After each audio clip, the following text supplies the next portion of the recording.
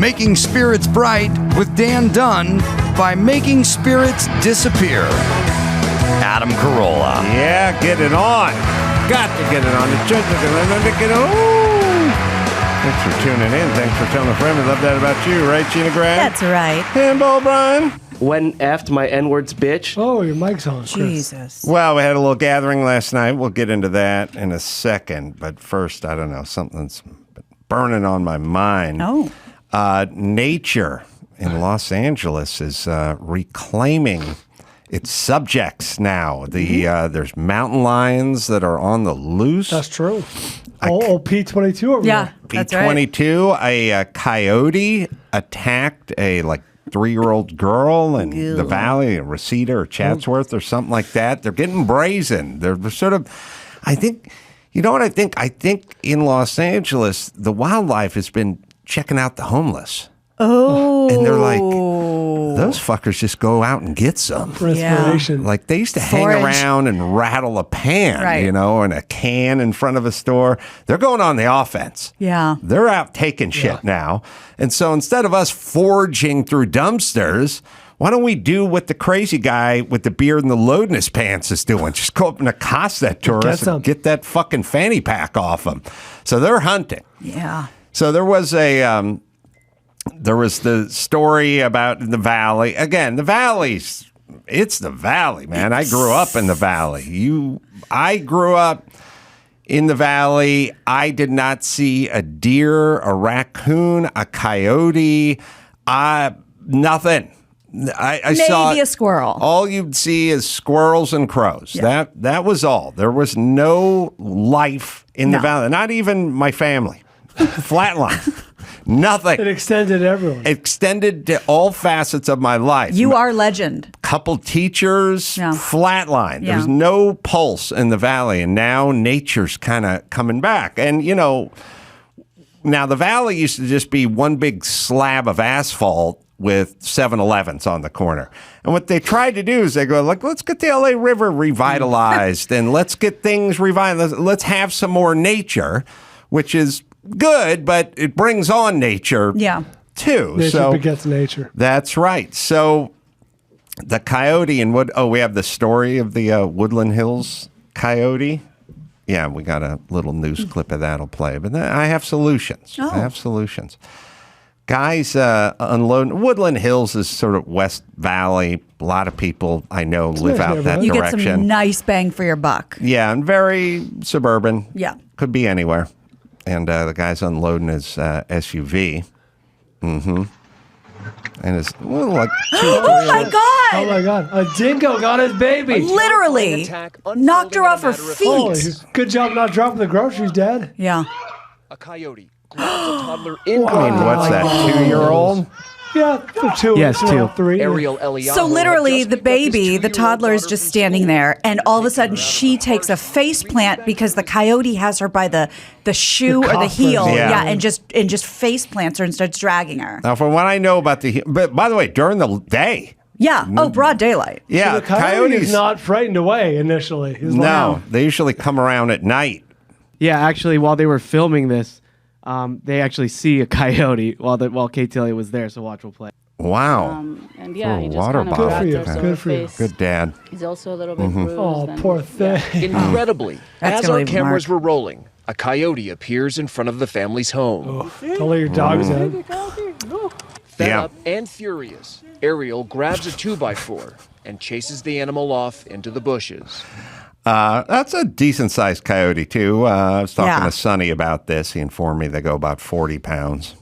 Told me that, then he told me 3 smallish coyotes equal 1 Phil, and then he started laughing. Yeah, Phil's an Indo danger. But a lot of coyotes in my neighborhood, and I've had them on walks at night, sort of trail. Yeah. Really? Yeah. Walk parallel. They're getting out there. Yeah. They're doing what the homeless are doing. So You have solutions? I have some solutions. Okay. I have solutions for the coyote. I have a different solution for the mountain lion. Because at some point, didn't they tell us you're supposed to spray your garden hose at them? Yeah, except for They love the water. Don't leave anywhere more than I don't 100 have feet from your house. 7,000 feet of hose, so I can't make it all the way around my neighborhood with it. But True. Yeah, they do a thing where it's like, oh, you have an air horn and you have pepper spray Right. and stuff. But when you're getting out of your SUV in Woodland Hills and you're loaded home from the groceries. Costco, Yeah. you probably don't have Not on your that mind. holstered and your belt, your 2x4. utility belt on. But then around Lake Hollywood, where I used to live, someone was walking around the lake, which I've done many times, and P20. I don't know if it's P22, but a mountain lion just came down, snatched a dog right off the leash, took the Off the vine. just took that took that bad mamma jamma.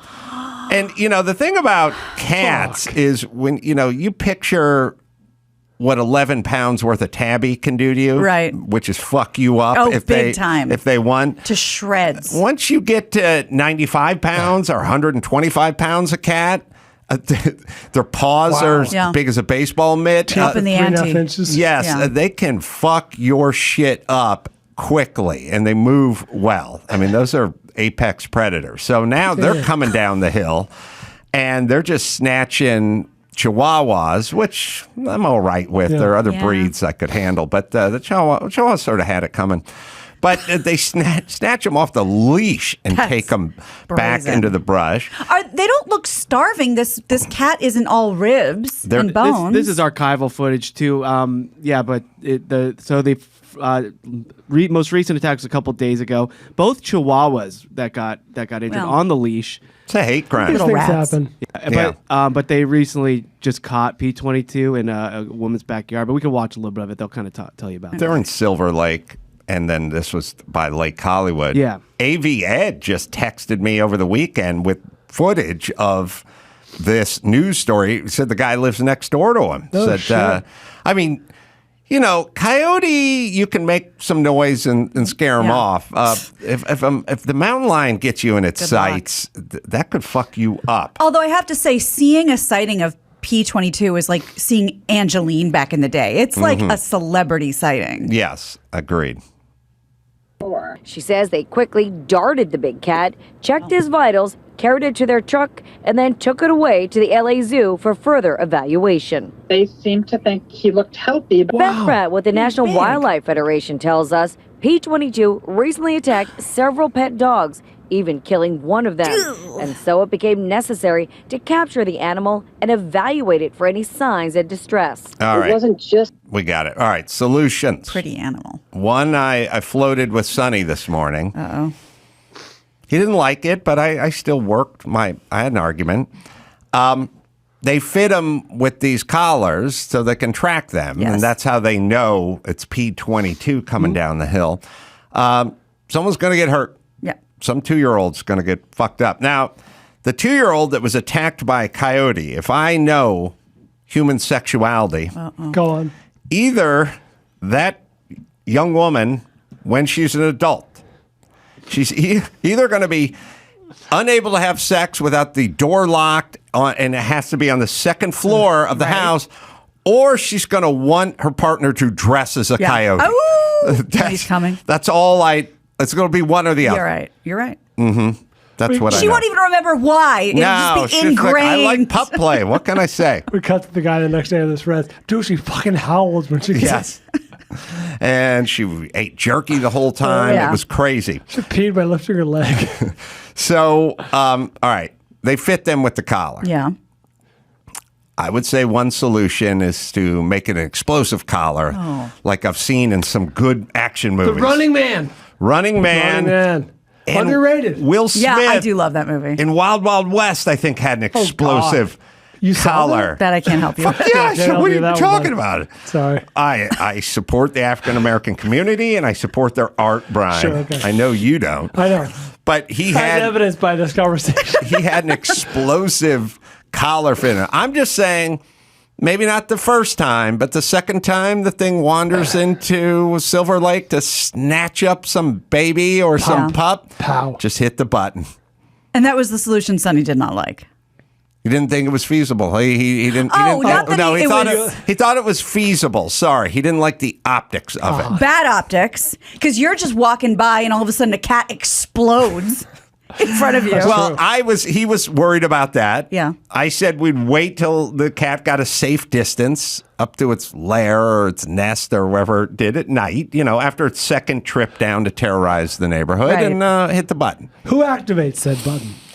I think the mayor. You think he would do it? I'll tell you who would do the button. Whoever we give the key to the city to. Like, it could be an athlete. Yeah, honorary. Could be like a lesbian protester or something. Whoever got that key that week. No one from PETA. Amongst your duties are. That's right. Could we split the difference with a really invasive shock collar? He was talking about me and that. Sonny are on the same page. But I don't think the cat would be able to do the math between getting shocked while it was roaming around the woods and sort of what it was doing. Oh, no, you have to do it in live time. Yeah, but I don't think they can keep that close a track of them when they're attacking. Hey, if you can't handle getting the key to the city. You're right. If they wander into the neighborhood, hit the Zap shocker. 'em. All right, that's a compromise. Okay. But also, as I saw the big mountain lions eating chihuahuas, I thought, turnabout is fair play. Dogs have been terrorizing cats for time immemorial. Yeah. We all turned a blind eye to it. Laughed about it. Now we got a cat. There are cartoons made about it. Now we got a cat terrorizing dogs. Mm-hmm. Yeah. It's part of nature. It's a long time coming. That's right. And the whole thing with coyotes used to be, but they're so skinny, so they're coming down from Griffith Park. They're looking for food.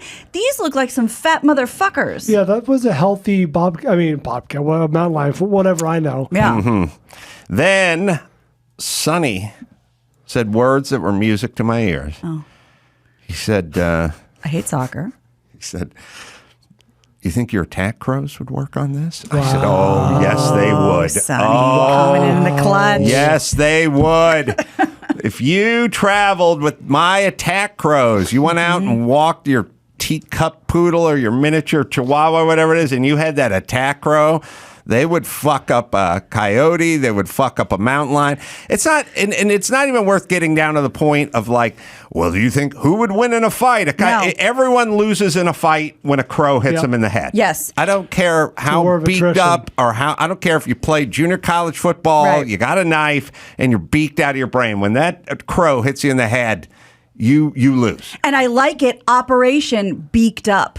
Beaked up. That's good. Yes, that's good. And like you just said about how dogs have been terrorizing cats, how long have cats been terrorizing birds? Right. Sylvester and Tweety. I think this is exactly what the doctor ordered. Yes, and then what you do is you have your neighborhood crows. They don't even have to be your crows.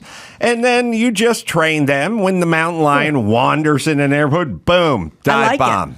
Moving on. Increase the property value. Oh, this neighborhood has crows. Yeah. And after that, we'll move into selected races. But that's way down the line. Down the line. We don't even need to worry about that right now. Spitball. Yeah. We're starting with the coyotes and the mountain lions and the pumas or whatever they are. Smart.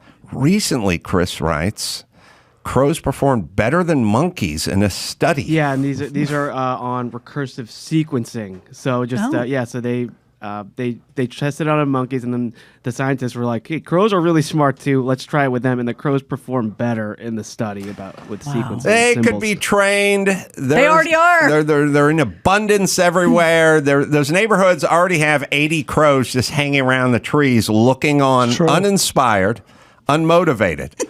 Ho hum. But if there was a little treat for them, they will do your goddamn bidding. This is amazing. Now, and I don't mean to shit on your point. I just want to look one step ahead. How do we stop bad people from getting the crows to do their bidding? I've noticed. We'll notice if somebody's trading a crow. We would save a couple Bond villains. Bad people are kind of lazy. The criminals, they're sort of things of opportunity. They don't have time to train you left your backpack in the back of your SUV, and they just bust the window. But they're doing it for drugs. They're not motivated. They're not organized. They're not organized. They're not going to be able to pull this one off. Gina's news over the last number of years, I'm convinced there's no such thing as a criminal mastermind. Yeah, I'm starting to get that feeling too. No, great. I feel better. Let's do it. Yes, they're either just, I think I'll push this woman on the railroad tracks, or they leave a long string of text messages with their lover, about how to kill the husband. Right. And, Google how to PayPal dissolve for the crow. Right. Yeah. Okay, good. I feel better. All right, so the neighborhood, universal. Yes. Look, You have neighborhood watch. yes, Yeah. neighborhoods pay off a watch, and the guy makes the patrol. Yeah. Yeah, no, and house values go up, insurance goes down. That's right. Win, How goddamn many win. more years do you have to scream about this? It shall be one day. All right, so Sonny brought that up, and the reason Sonny brought that up is because I had an entire odyssey today with Sonny, and starting with Natalia. Hoofa. Natalia said, could you get up this morning and drive me to my friend's house before school? Which I just said yes to, sort of reflexively, but I wasn't really do the math, which is a kind of math our parents would have done, which is she wanted me to get up and drive her to this. And I will say this about getting up. It's not the get up at 7:30 that bothers me. I just like to putz around in the bathroom getting with up the and coffee. doing Yes. something. It's getting up and going Give me somewhere. my moment. Yes, I want to hold the mug with both Yes. hands. Take a deep smell of it. Stare out over the lake with the mist over it. Have your long lost son-in-law come in the room. Take your cardigan with one hand and just bundle it up Have around my your neck. Folgers moment. Yes. So she wanted to get up, drive her to her friends. So, She okay. has a car and a license, yes? She has a car. That's going to factor in a second. The license is going to factor in as okay. well. So she has, I think, failed her driver's test 2 times, as far as I can Holy tell. Moly. Yeah, well, I mean, Kim Kardashian didn't pass The baby bar. The baby bar. I mean, so all the greats. And then I started thinking, all right, and Chris, get a poll here. Who passed the first time? I'm pretty damn sure I passed the first time. And I definitely did. You guys know what Unusual. kind of student I was. So, so she said, could you give me a ride to my friend's house? And I was like, oh, yeah, okay. Night before. And then that morning, I was like, come on, I need a ride. And I was like, okay. Got into my car, went down the driveway, headed up the street, noticed I had a flat front tire, just completely flat. Good morning. Backed it back up and then home. Then it was Natalia's got the car, but the keys are hidden because she can't drive the car. Oh. And where She's not hiding them from you. Where are the keys? Okay. I don't know where the keys are. There's a journey to find the keys. Right. Then she announces, you don't need to take me to my friends because we're running too late. You can just drive me to school. But here's the point. I was supposed to get up in the morning and drive her to her friend, so her friend, who lives 4.5 blocks from my house, could then drive both of them to school. Oh, nice. I kind of like it when the friend picks them up on the way to school. Yeah, I which don't is know the drop them off. a block and a half out of the way, but your friend's driving. You're dealing with that small a square footage. Just pick her up. Yeah, but the pitch, which we could have never sold to our parents, is get up, drive me somewhere, and then that person will drive. All right. So I didn't really do the math until I got her, and then I got her going, and I dropped her at school, and then drove back because Sonny wasn't going to school, at least not for the first 2 periods, because I had had enough, and I'd signed him up for a driver's test. I put him online. Good. He got his whatever certificate of completion online, took the mock test, got 90%, and now we're heading to the DMV in Glendale to get with an appointment to take the test to get the permit. The actual driving test. In the old days, it would have been, I'm tired of this, I'm taking your license. Right. Now it's, I'm tired of this, you're getting your license. Yes, Right. the written test, not the driving test. comes but in the, March. the written test. Got it. So then there's this. I have not, thankfully, I have not been in a California, I've not been in a Los Angeles DMV in a long time. I haven't had to do a lot of official business, and I forgot what that world was. Take First a off, seat. just, Hall of the Damned. Yes. You know what I mean? Everybody in there's bummed out. There's first thing, when you're walking in and checking in, you got the guy who's sort of somewhere between the dumb guy in Idiocracy and Mongo, with the windbreakers, Yes. standing at the door, and he's like, can't come in. And you're like, oh, we're stand there. Leave me alone, like I'm baiting. They're almost grunt at you and go zombie-like. There. Yeah. They don't have any decorum. There's nothing, and you're already kind of a little bummed out. And then you go stand, and then you come in, and then you tell the chick Sonny's name, and then she can't find it on the list, and then you have to keep going around. Then you get it. Then you're told to sit over here and look at they got a monitor up that says the little bingo Keno monitor. Keno, which in between is running ads for an attorney. Oh, and it's smart. He's the attorney. He's the accident attorney of course he is. up there, and I'm like, I don't know if this is right. Like, you're kind of encouraging people to lawyer up while they're sitting at the DMV in case someone taps them on the freeway. They're going to get this guy who's a shark, and he's going to go after them. I don't know. I feel like that's public. That's our public domain. That's not for you to make a few bucks off. Well, whatever. They call his name. Then you go up there. I remember going to the DMV when I was 16 alone. As far as I could tell, and just filling everything out.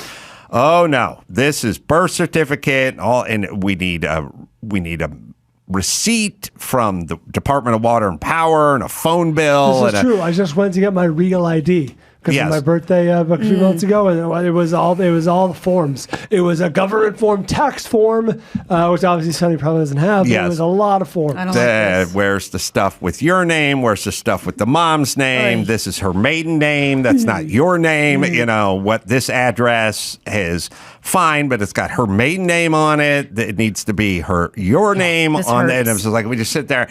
I brought a folder.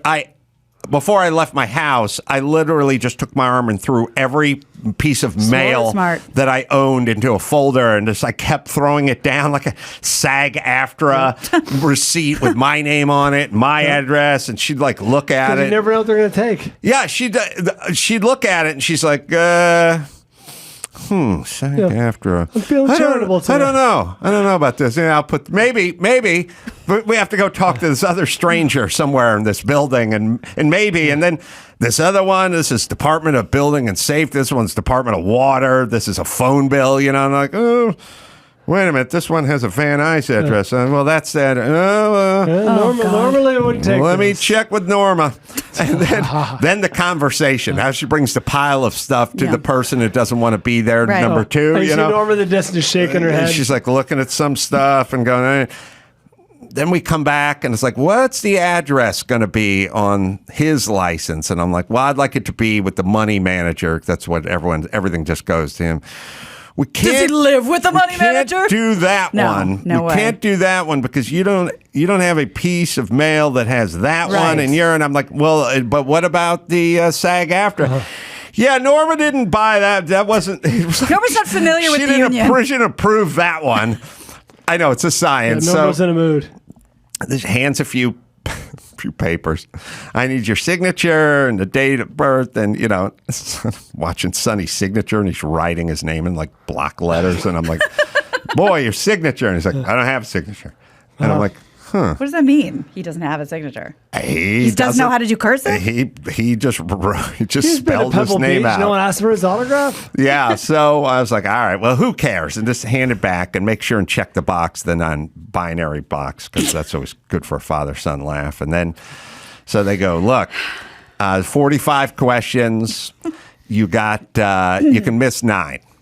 Okay. 45, you can miss 9. It's all sort of automated. You go to this booth. They take the picture first. Crushing if you don't get I'm to sort use of it. like, I thought you would take the picture after you pass. So we do the picture. The guy, everyone there's Armenian because it's Glendale, and the guy behind the behind the counter is 63-year-old Armenian guy. Oh, and then there's this part, which I've complained about, but we're going to have to fix this problem.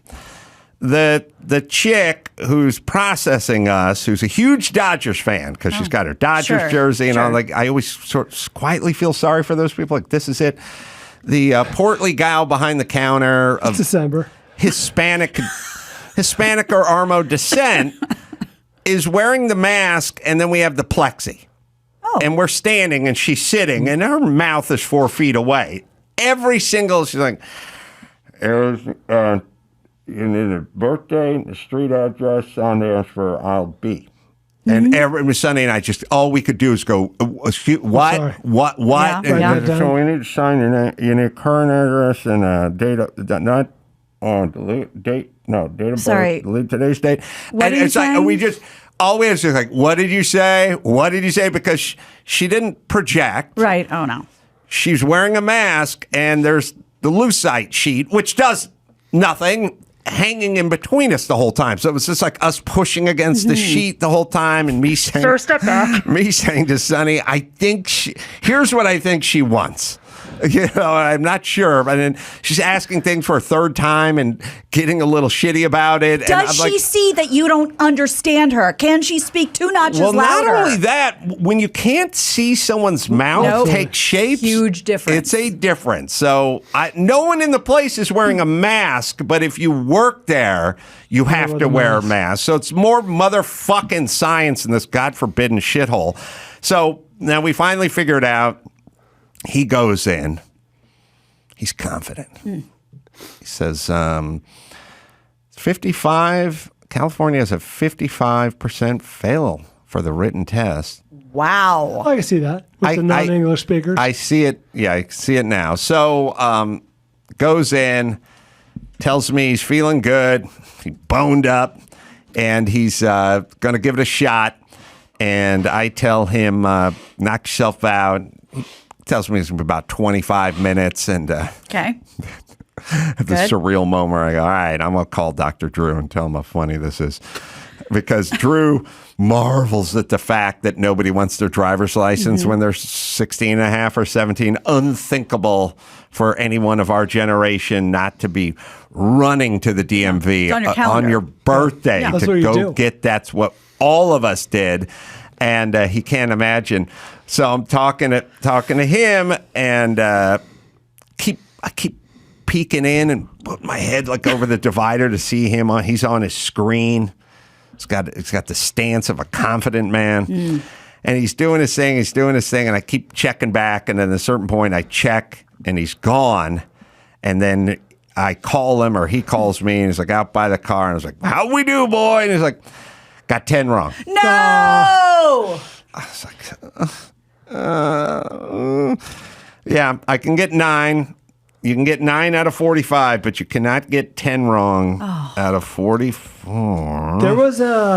There was a stretch in California where if you got some wrong, they'd circle the ones you got wrong and like hand it back to you and like go.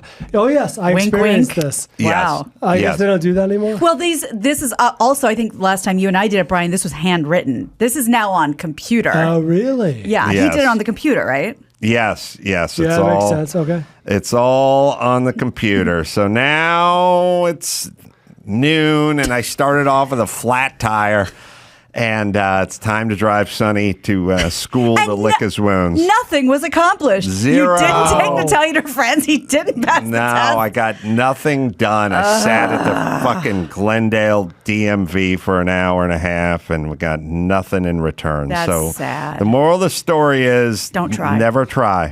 Never That's what you try. get. Is you for trying. Although you might have just invented a new game without realizing it. Because when you were describing the DMV, which I am very aware of the Glendale DMV, we could take the sign off the building and play DMV or methadone clinic. Oh. Because the clientele has a lot of crossover, in my I opinion. saw two things that two things, and one thing I haven't seen in a million years, which is one guy was wearing a shoe, a tennis shoe, and on the other foot he had a flip-flop or a slider or a coaster or whatever what are they? A slide with a sock on. And I examined it like I was looking for blood or swelling or something. Ace bandage? He just went with two different shoes. And then Again, my game. another move, the vestige from my childhood.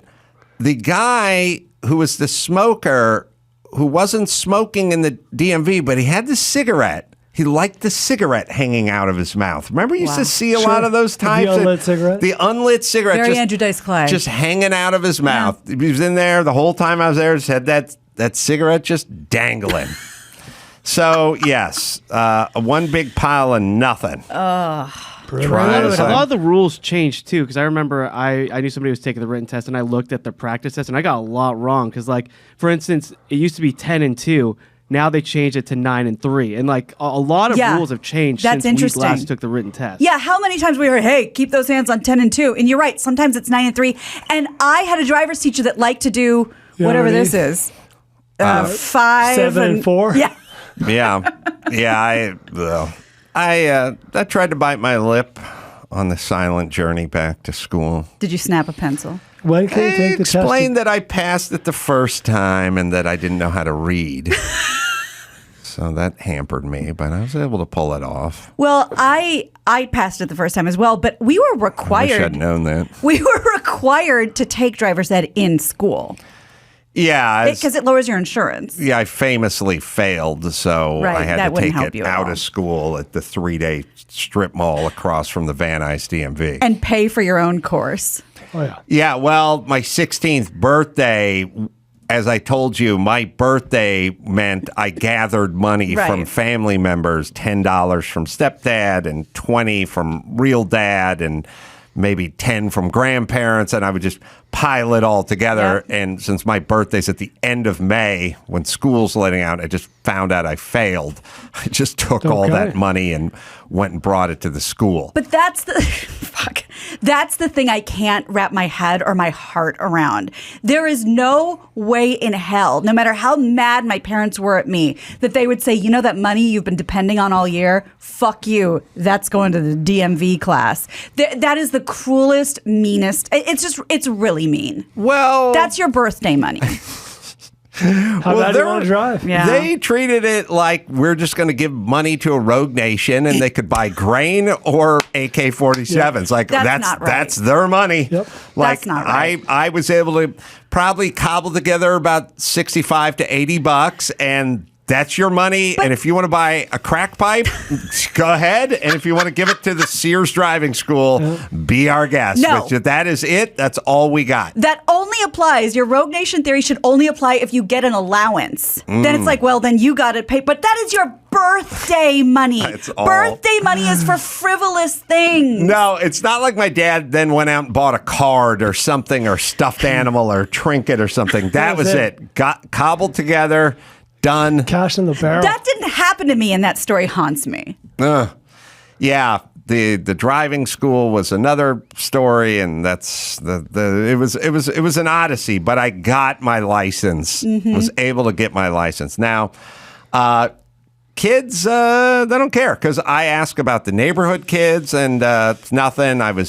Dr. Drew was yelling about this to me, like, what's going on? I was like, I grew up in a sweatbox with a 13-inch TV set. I had to get out. They don't have to get out. I said to Drew, they live in opulence. You know what I mean? They don't want to go anywhere. Why leave? They live in a resort. We wanted to go out, as I said, like one of the big moves for getting a driver's license is going to a movie on a Friday night. They have a home theater, and then or going out. We're going to McDonald's or In-N-Out Burger. No, the money, bring it the mountain comes to Muhammad. So they don't have that sense that we have. And just to put a finer point on it, yes, you grew up in like a fucking penal colony, but Brian and I grew up just as middle class comes, and we couldn't wait to get our licenses. So there's a tipping point somewhere beyond Brian and I. A big part of it too for me, I don't know about you, Gina, but was you want the license, yes, for the movies, yes, for McDonald's, to not have to take the bus. The city bus, which I took every day to school for my first 2 years. Yeah.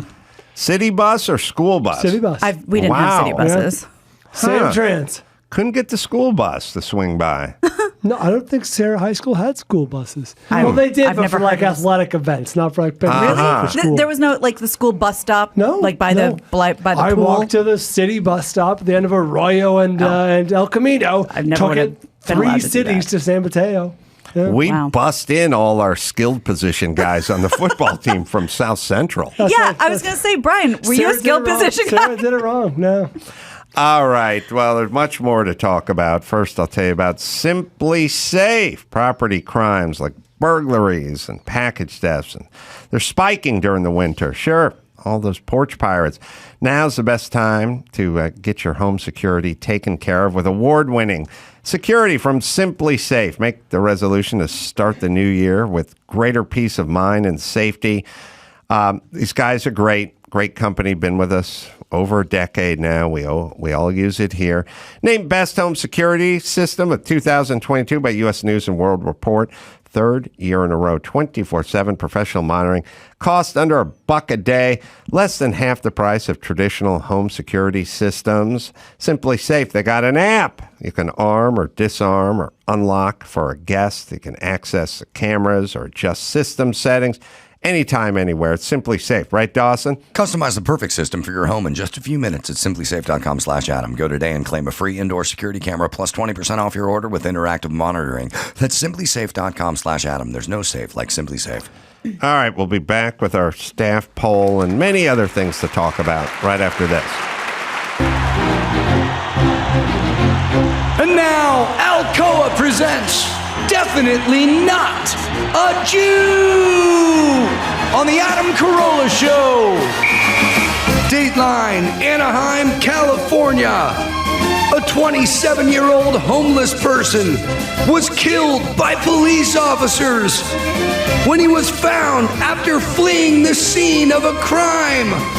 The suspect had stabbed and killed a man at a gas station. That victim was a NASCAR driver. Definitely not a Jew. If that guy had my tack crows, No, you haven't here still today. be alive, and the cops had him, then the junkies stabbed him would be alive right now. That's right. All right. So we got our staff poll. Who passed on their first attempt of taking their written test? The written and the driving, like we just did it all as one because it was all one test anyway. But everybody in this building passed on the first time, except two people. Emmy, because he's from New York. Oh, interesting. I'm gonna Vito because he's a baby and maybe he doesn't understand language yet. I'm going with Ben. It's the answers are Curtis and me. Oh, Curtis. Wow, I forgot about those dudes. Yeah. Chris, what the Curtis fuck? and Chassis. I took the test way too early because my girlfriend at the time drove, and I just felt so emasculated having her drive me around everywhere that I just rushed into taking this test without barely having any road experience. I passed the written test great, but the road test, I almost hit a biker. Oh my god. Yeah. Oh dear. Did everyone pass the written first, though? The road, Yeah. I passed as well. Everyone passed the written. I don't know what the hell's going on. Yeah, I remember sitting in the DMV here. Oh no, sorry, in Kansas because that was when I had to redo it again. But yeah, it was all written, and you hand it, and they just grade it right there. Yeah, it's the same day, right? I remember being the same day. Yeah. I mean, I was such a horrible reader that I have to drag my finger and read everything 2 or 3 times and then answer. I couldn't comprehend it very well, but it got by. All right. Thanks for dinner, boss. Have thoughts. Yeah, we went to Fogo de Chao. Oh, God. Which was awesome. I didn't know how many people hadn't been to Fogo de Chao. Not me. Where they come by and they bring the big skewers of meat and the swords full of beef and chicken and whatnot, and they just carve it for you right at the plate. I was proselytizing to the unconverted. Yes. Gina, Gary, Chris. We none got of our whom had asses been handed there. to us.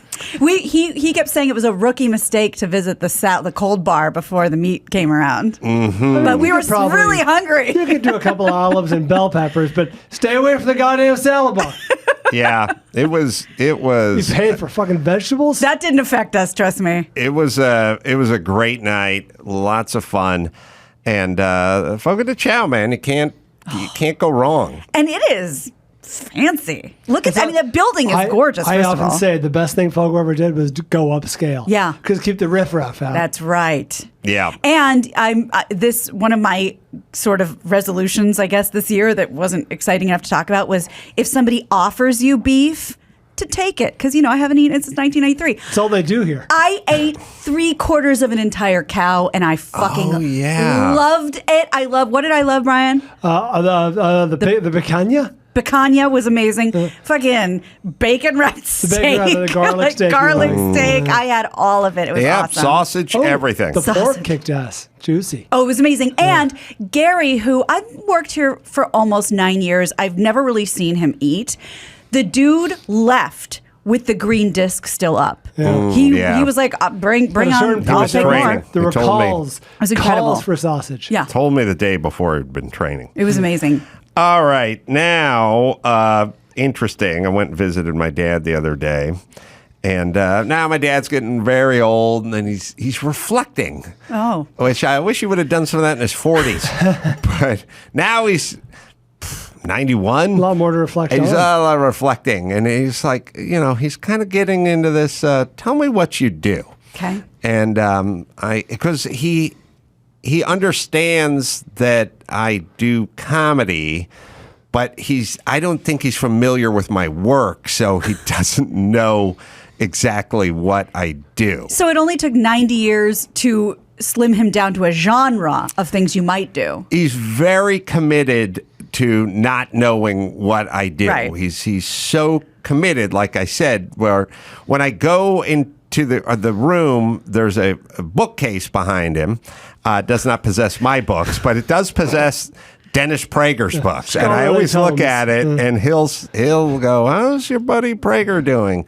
And I always go, hey, he's a good guy. And then he'll go, are you guys doing anything? And I go, we made a movie together, Dan. Whole documentary. We made a movie. And he goes, oh, okay. Okay. And then I go, you can see it. You could ask your wife. You can go online. It's I wouldn't know how. I don't know. He's like, I wouldn't know. We can have it playing within 90 seconds. But he will not see the movie, even though he brings up Prager. So He called his bluff. So he asked me, so he said, what do you do? Not what do you do, but like, what's your, like, I travel around, I do comedy shows. And he's like, what's good? Give me an example of like, what kind of jokes he said. He doesn't know what he doesn't know my angles or sort of who are my voice. He's looking for Henny Youngman style. Whatever that is. It sounds like, these conversations sounds like your long lost dad. Yes. Yeah. Like Shaq with his biological dad or something. Right. So I was like, okay, give him a couple. I gave him a couple of jokes, and he's like, okay. There you go. And then he said, have you always been funny? Oh my God. And I said, Dad, you should know. Yeah, I said, yes. I don't know, have I? I haven't thought about it in a while, but I was always funny. When I was 7, I was cracking jokes. When I was 8, I was cracking jokes. I was always funny, but how funny are you if your family's completely tuned out, your friends don't get it, and nobody at your school, nobody's responding they're all telling you to shut up. Yeah, the first line of defense, who should be laughing? I don't want anything. Right. Right. Like, were you always good looking if no guy ever asked you to the prom or on a date? Yeah. And so the part of you could go, well, I have a mirror and I am good looking. Like I can see that, but I certainly no takers. No takers. Not Brian Bishop. Nothing was ever driven home. It's like every hot chick on a late night talk show. I was the ugly duck. I was a tomboy. I didn't even get asked to the homecoming when I was dance. living in Nice when I was 14, and I was doing catalog work at the time. Like, but no one asked me. Nobody. I never went on a date. So I was awkward and gawky. Yeah. So I was explaining to him that I was always funny, but you guys, the immediate family, was not receptive to any of it ever. And that included grandparents who I liked and stuff. They were very, lukewarm. Well, as soon as my grandma got a hot mic in front of her, she didn't waste any time explaining that I lacked charisma and charm, and I wasn't really, movie star material or even celebrity material. So that's what was rattling through her brain. She wasn't encouraging when I was 9 either. Right. I remember looking at me going, one day he's going to be non-charismatic and uncharming. So unfuckable. My mom wouldn't have any of it. My stepdad didn't talk. My grandfather liked comedy, but he liked his comedy. Right. It was just, everything was a non-starter. And then I was thinking, all right, you guys were an utter bust. I get it. my friends comically were bust as well. There's a lot of shut up, who care, Right. I got an idea for a attack roast. Shut up. Nobody wants to hear what you have to say. Right. That was and they liked doing it. Yeah, they it's the company they were line. tag teaming, Yeah. right? But then I was hearkening back on interviewing just the day before. And then that day, so I interviewed Jay Leno, 72, 73 years of age. Stephen A. Smith, 52, 53, who we will, that will be released shortly. He was in town, so I grabbed him. Had a nice sit down with both of them. Both of them told me glorious stories about being dyslexic, being shitty students, and having a teacher pull them aside and help them and shape them and tell them something. And I was like looking at Jay and I was like, you went to school in the 60s. Like, that seemed, this is a newer thing. He's like, no, I had Mrs. So-and-so. And you got it. she pulled me aside and said I could give an oral report instead of a written report. Wow. She essentially gave me a stand-up assignment, and I did it, and I got an A, and I was inspired. And Stephen A. said the exact same thing. Just not, couldn't read very well, couldn't write very well, but boom. There it was. And Lewis Howes did the same thing. And then I started thinking, what the fuck happened to all my teachers? And where was my Mrs. So-and-so that Jay later died of breast cancer, and Jay put together a charity in her name and stuff like that. But gotta be nice to the kids. I think if one of those fuckers would have pulled me aside and went, hey, I know I've seen your report card. It's a shit show, but you're funny. You're funny. That means you're smart. There's something here. You could do something. All I had was that old bag, Mrs. Commissar. Dirk Commissar. Dirk Commissar, 78 years young, she just pulled me aside after one class. It was my only pull aside. I had two pull asides.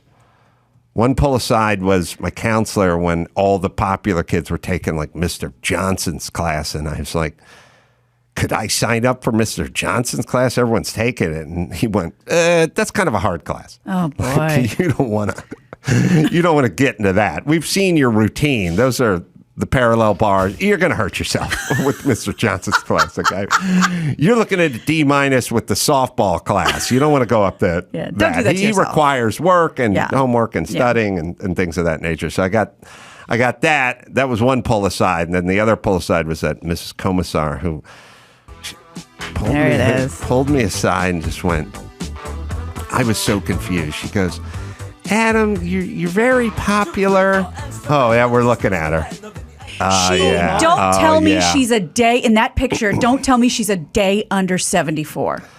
She was just old. She was just the old teacher wearing the knitted sweater vest kind of thing. Yeah, and back when women would just have a big weird necklace hanging around. The hair. Big glasses. Why are we not talking about the hair? No, it's very emo Phillips. Yes.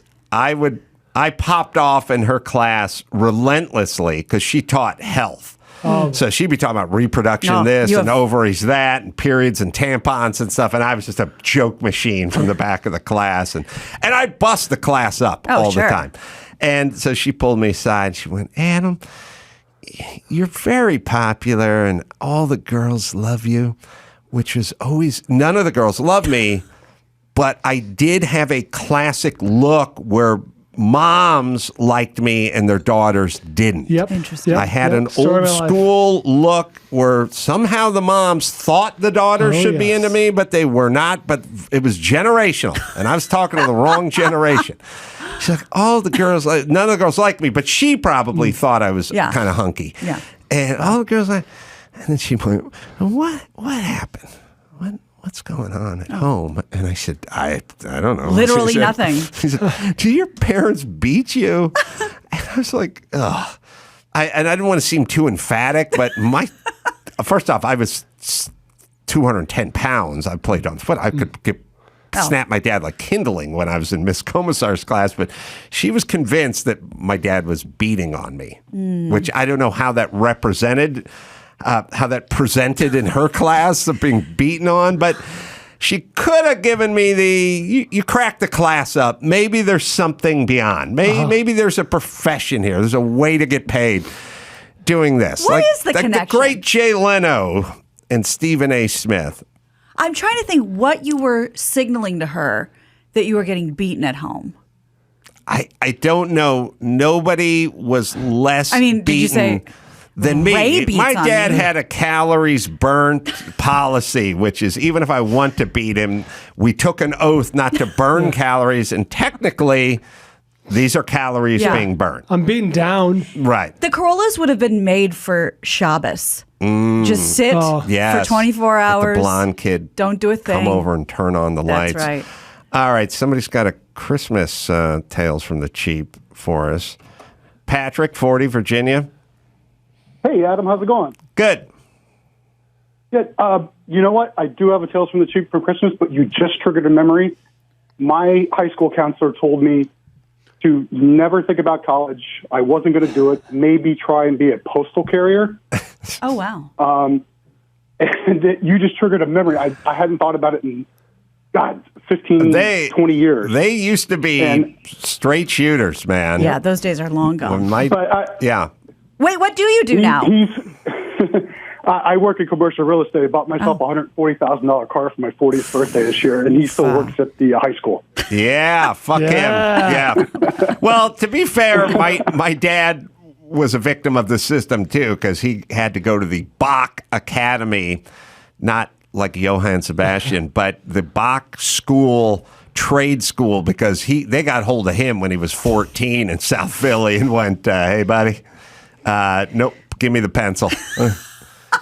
Here's a hammer or a trumpet or a trowel. You're going over here. Right. And we're not going to waste our time trying to fucking put ideas into your head. Right. You're going to the academy where we teach people to be janitors and masons. But somehow trumpet playing was a vocation back then. That was a trade back then. Yeah.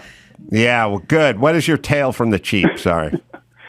I called a couple weeks ago about how my dad used to take me to minor league baseball games after the fourth inning because it could save $5. So for Christmas, if you lost something, I have 6 siblings as well, which is kind of why he was a little cheap. But if you lost something throughout the year, I'm around Gina and Bald's age. He had a Walkman, a CD, or whatever.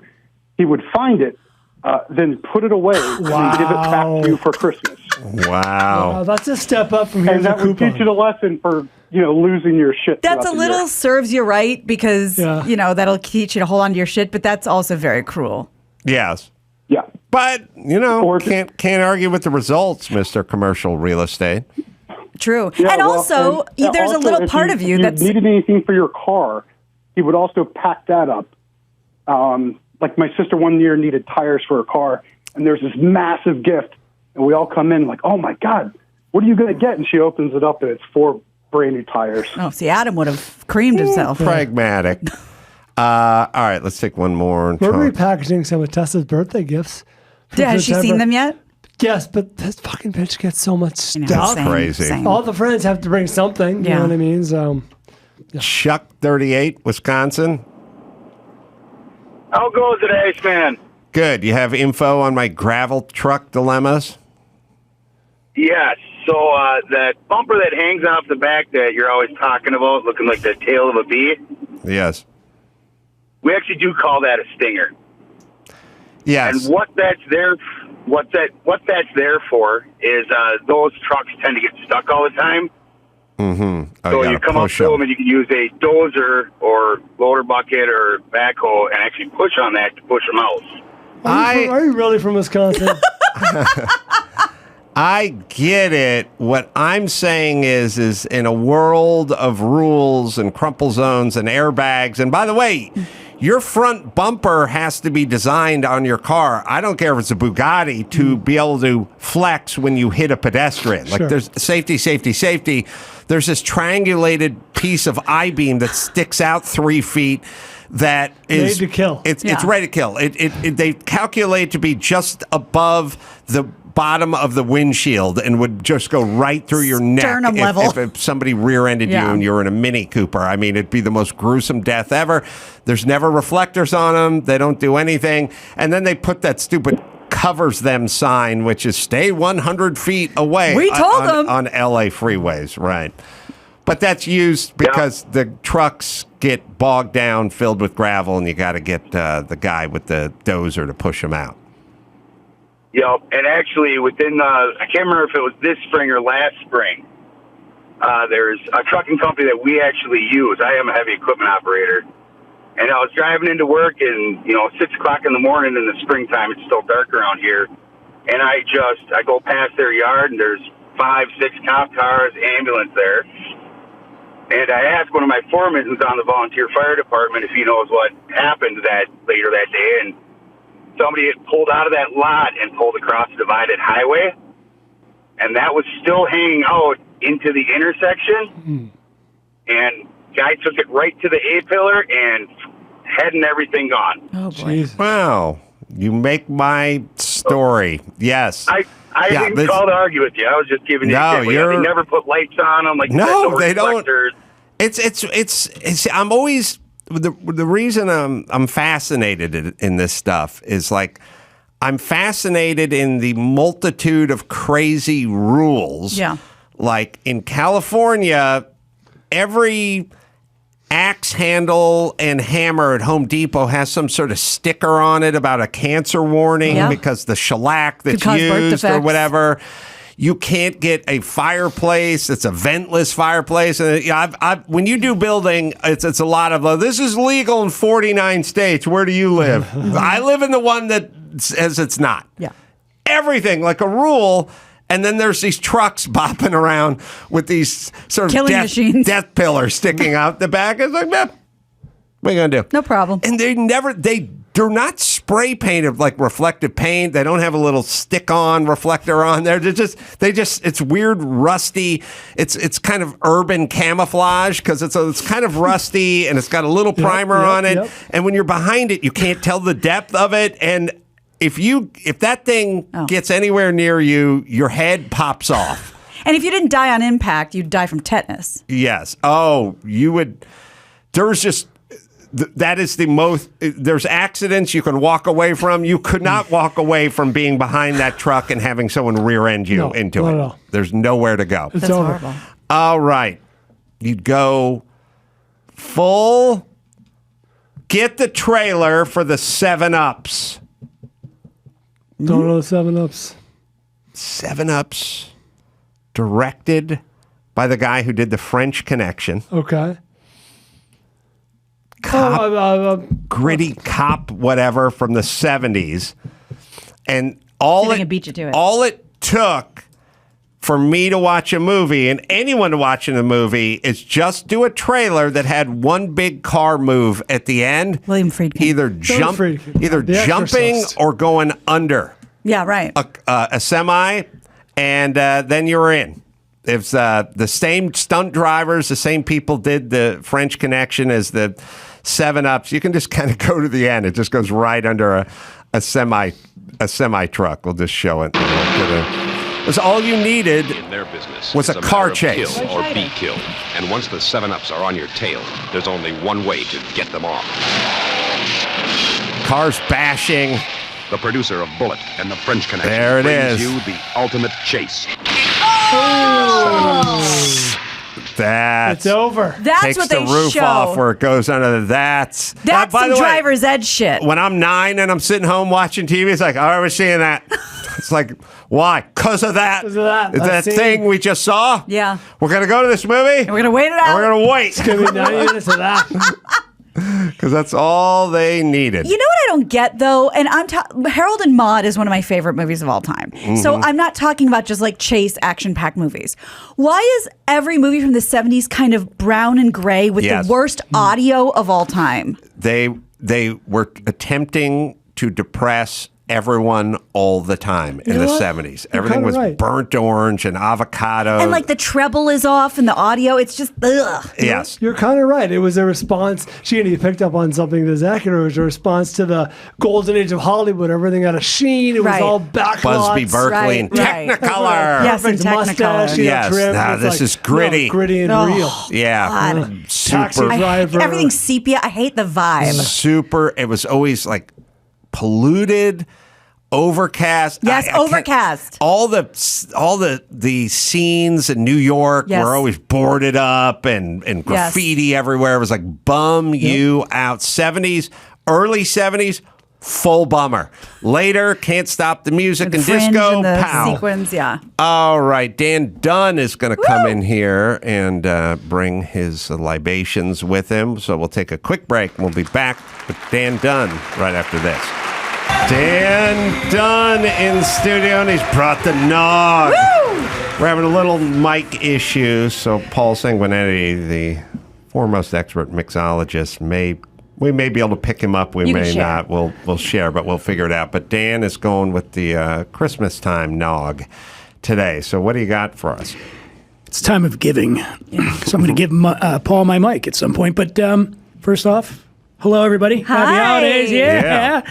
I know you love the eggnog. Yeah. And so Paul has whipped up 3 different variants of eggnog for us. One made with brandy, one made with rum, and one made with bourbon. We're going to hit all of those. I wanted to did you know any history about eggnog? I know nothing of I didn't even taste nog till well into my adulthood.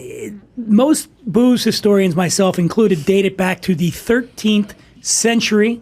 In England, monks back then used to make a spirit called posset, which was made with various herbs and dates and figs and eggs. Okay, delicious. And then they started putting ale in it as well. And then by the 17th century, sherry had become the main ingredient in eggnog. It was a drink of the aristocracy because eggs were expensive, sherry was expensive, cream was expensive. Mm-hmm. And then it made its way over to colonial America, and that's when rum was introduced because rum was a lot cheaper here because at the time, America had some trade going with the Caribbean, which had what you would generously call an unpaid workforce down there, and they were bringing up a lot of rum to the States. So rather than sherry, which was hard to get, they started using rum. And then after the war broke out between England and the States, the rum supply got cut off. England cut that off, and then rye and bourbon became all the rage here in the States, and then that started to be used in eggnog. You could be a very specific kind of professor. Yes, history professor. So I asked Paul, the great Paul Sanguinetti. Welcome back, Paul. Hi. Professor Dunn, wake up. You can use the mic. Hello. Thank you for having me back and for inviting me to the barbecue. So thank you. We love you. Paul, did you? Oh, I'm sorry. Did you make the eggnog or using a base mix eggnog? No, this is from scratch. Yeah, this is how dare you. Sorry. So it's not going to be like your kind of goopy, overly sweet, pasteurized eggnog.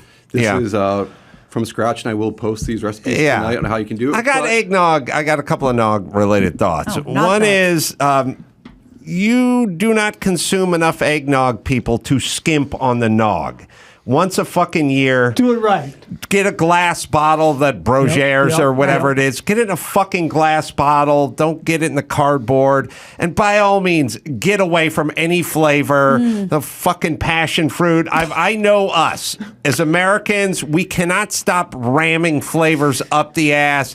There's no such thing as a Pringle or Dorito or even a burger anymore that we're not trying to shove some new flavors into. Fuck that. Eggnog's eggnog. It is not broken. Leave it the fuck alone. And it's not like you drink it all year so you get bored. So now I wish it was infused with some citrus. No, it's just you drink 2 glasses a fucking year. Make it right. That's it. Yeah, or make your own. Let Paul show you. I think you're going to be happy here because I told Paul this ahead of time. I said, whatever you do, don't try and reinvent the wheel with the eggnog because that will make Ace upset. Did I say that? Did I not say yes? So the first one we're going to do is made with sherry, okay? And the sherry that we're using, I think, is going to bring back some memories for you, Adam. One of the pioneers of not only winemaking, but also, brandy, not sherry, not only winemaking and brandy making in the United States of America was a man by the name of Paul Masson. Oh, he will serve no wine before it's time. Is that him? That's him, and he will serve no brandy unless it's dandy. It's got to be dandy. Shit. What the hell are you talking about? Oh, hold Paul on. Masson, I will tell you. Famous commercial. The first one is brandy. Yes. This is brandy. Nice. That's what I put in my eggnog. Unbelievable. Paul Masson VS brandy, which is $12 a bottle. And this, you can't tell me this isn't some of the best eggnog you've ever the had. best. This is fucking divine. This is the holiday. I don't know how you're going to beat this. The thing that's funny is the third time you said sherry, I was already full 4 seasons. You know, I was like, and then you went, no, then brandy. I'm like, you're a fine girl. What a good. Every time you mention a liquor, I slide to some 70s song and try to connect the dots. And even there's something wrong with my brain, but at some point, oh God, I'll think of it. Then you mentioned a phrase, which is also the name of a band, and I went to the band as well. But Paul Masson, I will serve no wine before it's time. If that is that. Orson Welles. So at the end of his life, Orson Welles was enlisted by Paul Masson, and he famously did these commercials for the wine, and he would say that, as Paul Masson himself had said, we will serve no wine before it's time. Do we have that, by the way? These are all parts of my childhood. I didn't have Paul Masson wine any more than I went to the Super Bowl of motocross every year that was at the Coliseum. I just watched commercials for booze and events and occasional RV dealerships, and I just went, never going there, never drinking that. None of that's going to be in my house. We're not going there. We're not buying that. We're not doing this. But the actual commercial was the entertainment. Right. That was the product. And a very hefty Orson Welles. Look at Orson Welles right here, Citizen Kane. And it's so weird how the brain is wired, because I've never bought this wine. No one in my house drank. Nobody ever bought it. You just said Paul Masson, and my brain went, we will serve no wine before time, from 47 years ago. Yeah, there he is. What is that? Orson. I'm here at Paul Masson Chateau in California. Almost every night here, there's a wine tasting Not party. going there. One of the favorites is Paul Masson Chablis. Wouldn't know. It's light and crisp. It's delicious. The wine you drink the most. My dad thinks that's the name of a black chick. He doesn't even know what it is. They know Chablis is people wearing most popular coats, wine. enjoying. Masson Chablis. I recommend it. Paul Masson will sell no wine before it's time. That's why he gets the big box. But the brandy this is the number 2 selling brandy in America. Paul Masson. Been around 70 years, aged in oak. They also do a lot of flavored brandies. But Paul made this, and I got to tell you, it's so good. What did you do, Paul? So with this the very classic eggnogs of colonial America, they had brandy was their spirit of choice. And also Madeira was like the favorite wine. So like Thomas Jefferson famously had a huge collection of Madeira wine. So I did the Paul Masson. I just had some on Thursday. What? Madeira wine. Yeah, I love Madeira. You related to Paul Masson, dude? That's why his name's Maybe, Paul. I don't know. Well, they got the same name. Related to Orson Welles, I don't know. No, my mom's actually Portuguese, so I grew up with Madeira wine. So we use brandy with little Madeira, and yes, just how do you make the nog? So it's easy. So I'll post the recipes tonight on the Instagrams, and Dan will share them. But it's very simple. This I used to use a quality milk, like a grass-fed milk, and I used organic eggs, and then you use like a nice organic granulated sugar. And you kind of blend those up, and I'll put whole egg. Just as it comes out of the shell. There's different theories. I did a lot of research on this for the show, but you can just use whole eggs, and you can put it in any home blender and blend up your batch, and then you just slowly add the different ingredients. So you start with blending the eggs, and then you start pouring in like a little bit of like your heavy cream and milk, and then you start pouring in the sugar and then your spirit, and then you do a spot check, and then on top of this one, I also put dark chocolate in this because I feel like brandy and chocolate go very well together. I'm not known for finishing these drinks, and this shit is empty. So this isn't nutmeg. This is chocolate that's sprinkled about. There's a little bit of nutmeg because nutmeg is very classic for classic nogs. But besides the topping, the only ingredients are egg, cream, milk, and sugar. And the brandy. And then whatever your spirit and the is. Parmesan and the Madeira wine. That's it. Wow. Do you chill it like overnight, or do you shake it over ice? No, I chill it and then I did a little shake before I served it. So it actually gets better overnight, and you can actually keep this in the fridge for like a little bit. As long as you can keep milk and eggs, because then those flavors start to gel. So so you can, if you have a holiday party coming up, you can batch it ahead of time, and it's good. I just had another commercial from the 70s pop into my head that was booze related. Now I'm on a tear. Reuniti on ice. Oh, so nice. Yeah. And what was Reuniti? Reuniti's a oh, white God, I'm thinking wine. of Reunited, but they had a song that was vaguely like Reunited, right? This was before Reunited. I think before Peaches and Herb wait a were minute. reunited. Let's not forget Harvey's Bristol Cream. Oh, yeah. One of the greatest commercials of all time was she's met a guy, going to go over there. She called him up, invited herself over, and she said, normally, I would never invite myself to a man's house. but this time, and the slogan for Harvey's Bristol Cream was, I still don't know what it means, but it's downright upright.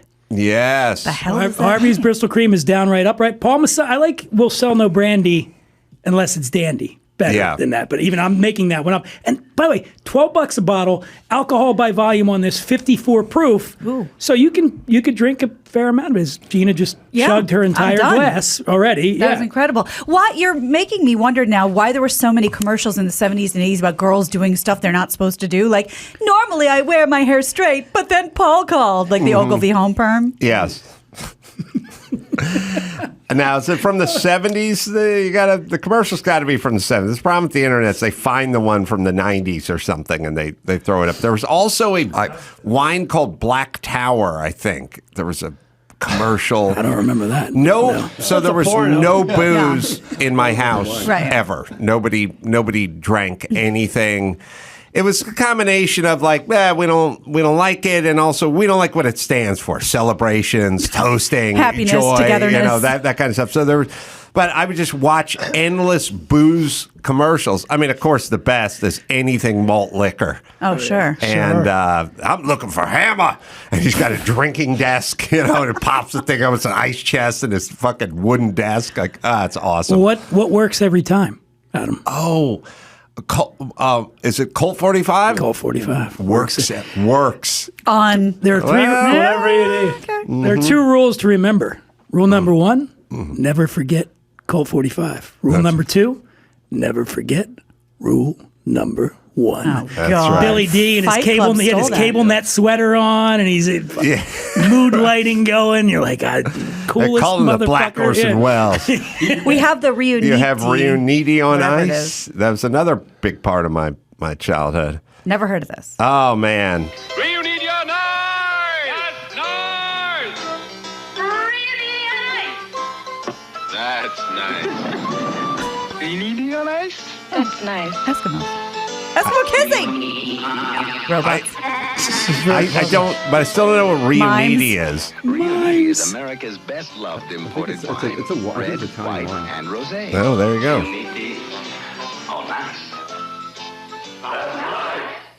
Yeah, It's pure and natural. I just wonder, who's distributing Reuniti in the Eskimo regions? I don't know if they're still around, but I doubt it. All right, on to our number two. So as I offering, mentioned, Paul. then when things came over to the States and rum became the dominant spirit here in the U.S., that's when people started. And by the way, in the U.S. is where eggnog became associated with Christmas. Got it. Back in the old world, they drank it all the time. Over here, it was more of a, cold weather, Christmassy thing. And okay, so the rum brand that we're going with on this is called Santa Teresa. It is a family-owned brand from Venezuela that has been around for 226 years. Santa Teresa, 1796. That's when it happened. Wow. It is the third oldest rum producer in the world. Okay. Period. Third oldest world. They aged this rum using a Solero method, which is a method which is typically used for sherry. That's why I had sherry on the brain. And the sugar and the water comes from there. It's all estate. And Paul whipped up a lovely eggnog using the Santa Teresa 1796. Paul, what'd you do to this thing? This tastes like a Christmas party. It is a Christmas party, so you are correct. Yeah, I'm a big rum fan, especially when it's good rum, and I really like the flavor profiles in the Santa Teresa. It's rich, but it gives you a lot of flavor, but it's not like a sweet rum. It's still like a little bit dry. So I mix this with the, I blended in a little bit of vanilla bean into the eggnog mix. Nice. Sexy. To bring out those like rum notes. Yeah. And then I accented those spice notes of the aging process of the rum with a little bit of cinnamon. So the last one had dark chocolate and nutmeg. And this one I did fresh grated cinnamon and vanilla bean. Oh, my God. And we'll put these recipes up at adamcarolla.com. Hey, look, impress the shit out of the people who show up at the party this year by saying you made it yourself. And you can follow Paul on Instagram, by the way. The recipes are up there, too, at Paul Funk LA. Am I getting that right? Or P Funk LA. Oh, sorry, P Funk LA. Chris, Black Tower booze commercial from the 70s.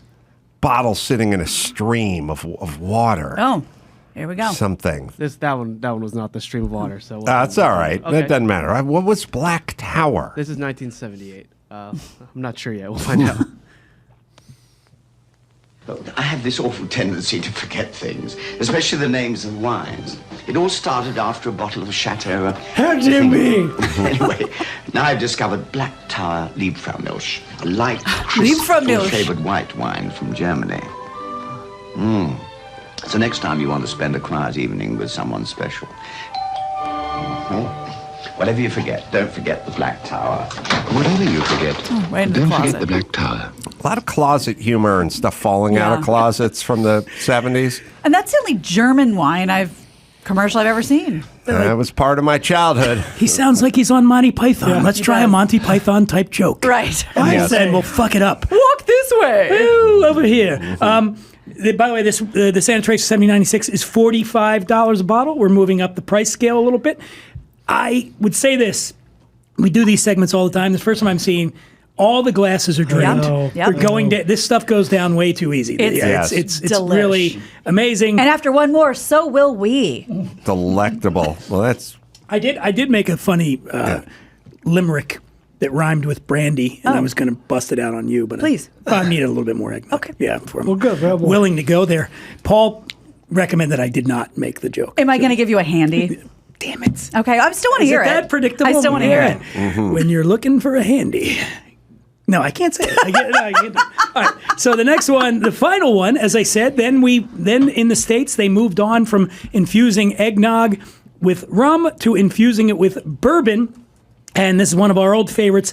And Rabbit Hole Derringer. And the reason I brought in the Rabbit Hole again is because our man Cave from Rabbit Hole just got inducted into the Bourbon Hall of Fame, which is a big honor. Like that's where the Jim Beams are, Freddie No, Booker, they get in there. And so to congratulate Cave, who owns Rabbit Hole, on the Derringer, which is a $80 bottle of bourbon that we have had on this show before that everybody loved.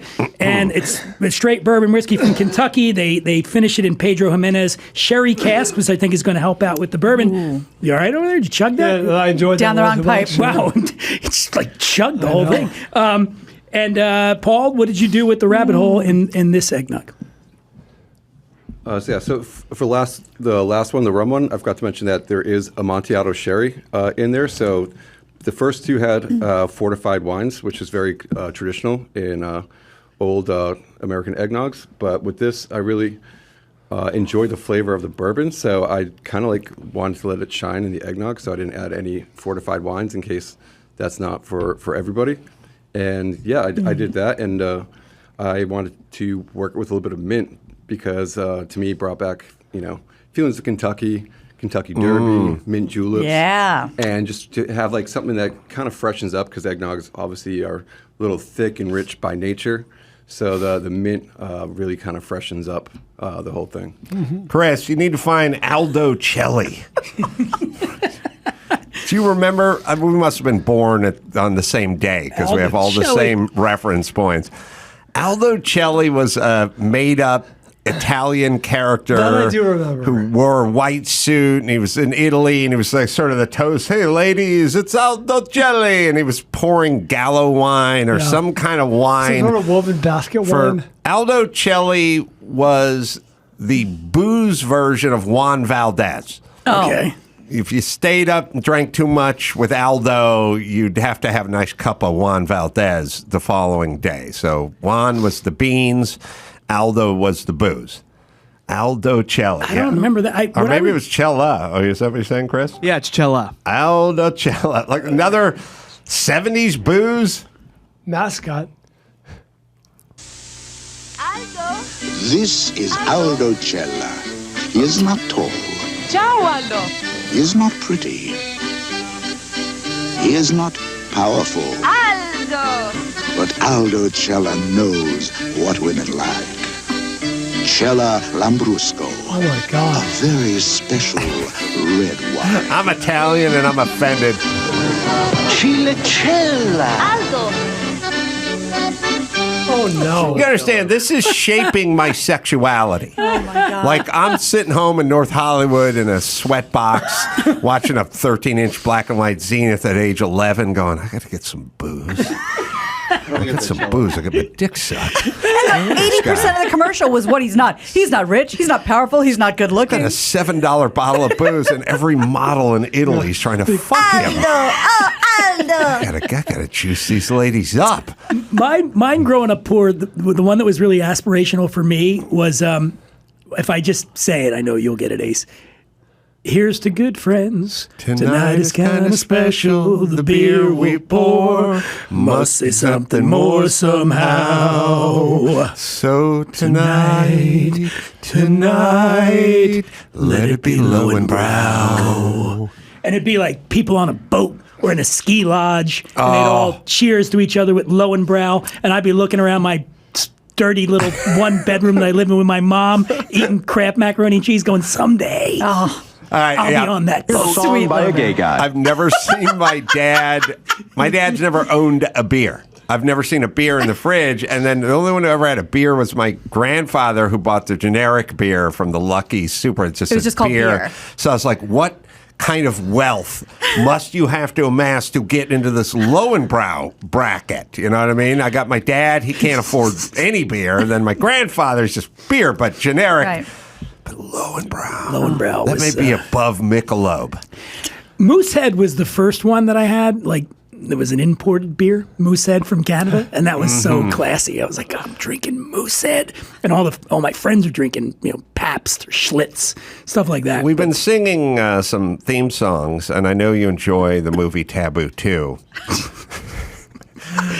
She Could Be Trouble. Was that Taboo 2 or 3? That's probably 3. There's a 3? There's 186. Well, 3 was the How one. many family members can you fuck before you run out of movies? What was the taboo with the band where they would actually have like a 3-minute. The band plays. They do Like the a whole full song. set? They do the whole song, and I'm like, is this got to be one of the producers' kids' band or something? Because they play the whole thing. I never got to 3 because mine was limited to what movies my friend's dad had. So the only porn, because we've discussed my dad. Yes. No Aldo Cella, no Michelob, no way to know he was Lowenbrow, alive. no porn, no nothing. You could scavenge as long as you wanted in my dad's house. You would not find anything to sort of keep a teenager busy. But a friend's dad had Taboo 2, which I learned all the musical interludes to. What one is She's on Fire? Is that the first one? I think that's 3 because 2 is Gotta Get It On. Oh, that's right. Gotta get it on. Gotta get it on. And, yeah. And then, sorry. No, you're not. I'm not sorry. He's Got It All is That's 2. a power ballad. Oh, He's got it all. Yes, he does. Yeah, I mean, that's a. But you're saying in 3 they were playing, there was a band. There was a band, and they did all. It was like it's so bad that I can remember these guys' names. The guy that played he kind of had like a little penis for a porn star, but he was in every Jerry, little penis. You know what I'm talking about? Butler? Yes. Jerry Butler. So that's it. Jerry Butler. So Jerry Butler.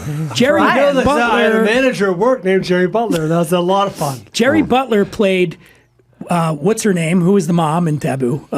Oh, she just died. Parker. Kay Parker. So Jerry Butler played Paul, was the original son Paul in Taboo. Masson or this Paul from Taboo, and then Jerry Butler was Paul's younger brother, and he is starting a record label, and so they're going to sign all the bands. There's 23.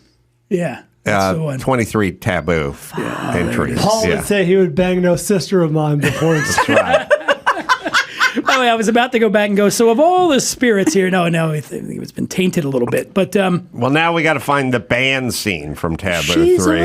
Yeah, and it was like... Gotta find that, Chris. Yeah, and then I remember there was like a whole jealousy plot because Paul's girlfriend then cheated on, Jerry Butler's girlfriend cheated on him with what's her name? Who was the other one with the big boobs? It was Kay Parker's counterpoint. I didn't see 3. I only saw 2. I think she might have been in 2. She was Junior's. Junior was 2, right? Yeah. Junior and the redhead. That was his sister. And she comes back from the airport and catches them in bed. Yeah. Says, "Oh my God!" And then found it? No, I have to masturbate to this. Yeah. Yeah. I gotta revisit the series. What they're censoring right there is a synthesizer solo. Nobody wants to see that. Yeah, and maybe we should do a special drinking episode create some sort of a drinking game around the Taboo series musical oeuvre. Well, we got 23 choices. Yeah. Roll the dice. So so I think I told you Rabbit Hole is $80 for the Derringer, Santa Teresa $45, Paul Masson $12. All of them make fabulous eggnog, especially if you have Paul Sanguinetti at your house making it for you. I truly can't pick a favorite. They're so different. Good. They're so incredible. I can tell you the Achilles heel of the Taboo series was they vowed to go with the same cast all the way through. Oh, get a little long in the tooth. But by the time they got to Taboo 22 and 23, a lot of those guys were in their early 70s and late 60s, and it just aesthetically wasn't what it was. What a great pew. Do you remember in 2? Now, this was sort of masterful filmmaking. So in 2, there's a part where Junior wants to get it on with the sister. Mm-hmm. So Junior convinces his girlfriend to begin giving fellatio to the sister, and when the sister's eyes are closed, cunnilingus. I'm sorry, fellatio. I'm always thinking about what happens to me. Sure. Cunnilingus, and then when the sister's eyes are closed, they switch places. And Junior goes in, and then she looks down, and at first she gives some wide-eyed surprise. Sure. Wait, my brother's performing cunnilingus, and then she says, "Fuck it, I'm going to go for it. Yeah, let's just do it." That's why it was more than a musical, more than a porn. It had a message. Right. Which was keep your eyes open when someone's going down on you. On YouTube, they actually did a cut where they took out all the sex, so it's just all the non-sex scenes, and it runs about 29 minutes.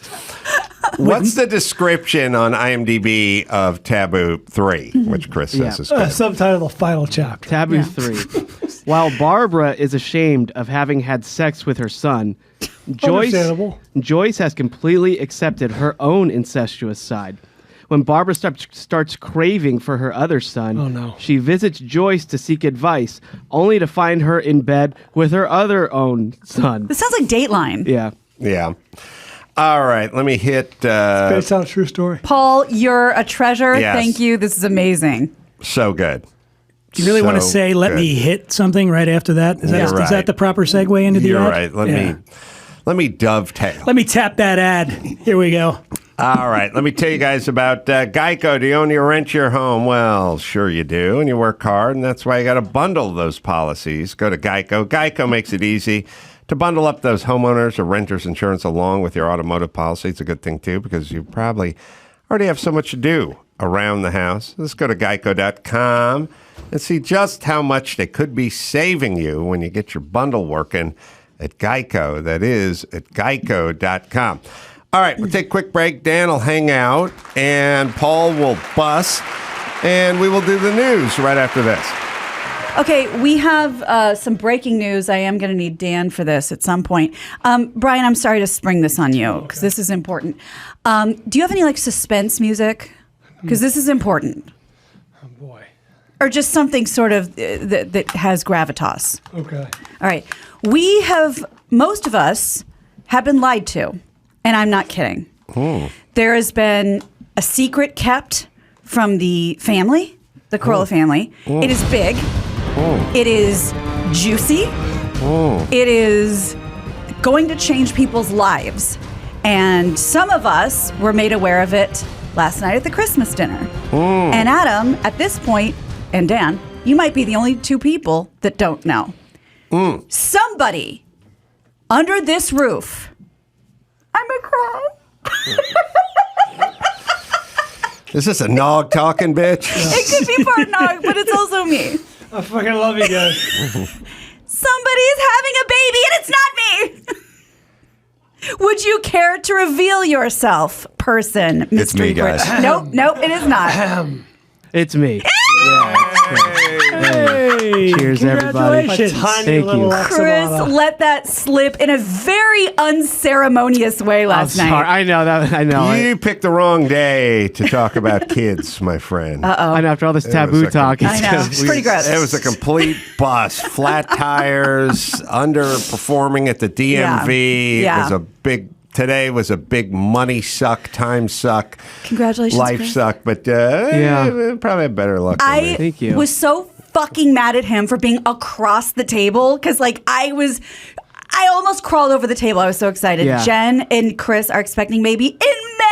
Yeah, we got baby boy coming in May. So getting back to the taboo thing, No, how shut did up. it happen? Shut up. To Chris, everybody. Thank you. If you have twins, everybody taboo 24. Little baby The familia. man. What's crazy is he walked in and no, I'm kidding. Yeah, very exciting news. That's awesome. Yeah, all Congratulations. right. Okay, let's get down to the stuff that's really, really horrible. The former warden of a federal women's prison in Dublin, California. You might remember Dublin, California's prison. That's the one where Lori Loughlin and Felicity Huffman went. They were not involved in this, but the former warden has been accused of running what's called a rape club inside the facility. Well, that was the theme of either Chained Heat or Concrete Jungle. Reform School Girls. Or was it Reform School Girls? It was Chained Heat. There were two good Reform School Girls. Prisoner Cell Block H. Remember Prisoner Cell Block was a series. Was it Caged Heat? Caged Heat, yeah. Yeah, Caged Heat. And then Prisoner Cell Block H was like I, Claudius, which is, there were a couple of weird PBS series shows, and not, when I was 13, I didn't want to watch I, Claudius or Prisoner Cell Block H, but there was some side titty that would pop up for 15 seconds on one of the episodes, and you just have to sit there because I, Claudius, at some point they'd have the steam room scene or something, and if you just hung out and watched this shit you didn't want to watch for long enough, you could see rewarded. A B cup and some side nipple. Right. Yes, but there was the Linda Blair one. Well, I think I am talking about, I'm pretty sure Wendy O was in Reform School Wendy Girls. O was in one of them. I've seen that. Linda Blair was in one of them. Linda Blair? Linda Blair. Were things not going so well at the agency? And what's her name? Denning, who was a big blonde kind of titty model from the 70s and 80s. We'll figure it out. Chained Heat, yeah, that was 83. So you'd have to go see these movies because that's all we had. And one of the warden was renting out the girls. Yeah. Well, that's not far from what's happening. 55-year-old Ray J. Garcia, by the way. He doesn't have to call me Ray. Miller Lite commercial. Are you familiar, Dan? You could call me Ray. You could call me Jay, but he doesn't have to call me Johnson. Isn't that it? Yes, got it.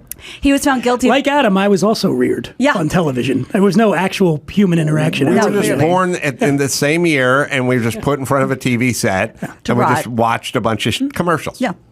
Well, he was found guilty of 8 charges, faces up to 15 years in prison for sexually abusing 3 inmates at this correctional facility. So his vibe was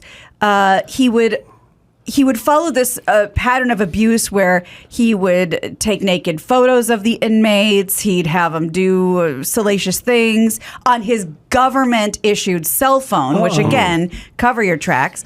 And then, say, I can get you out early, or, it's either a little stick, a little carrot.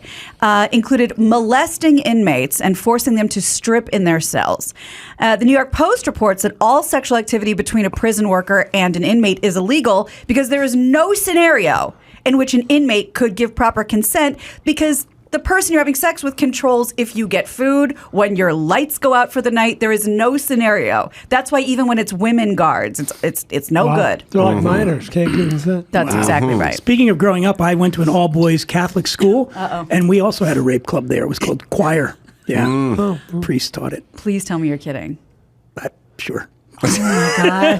That's why I love Stabbo. Gina, you're so naive, Are aren't you okay?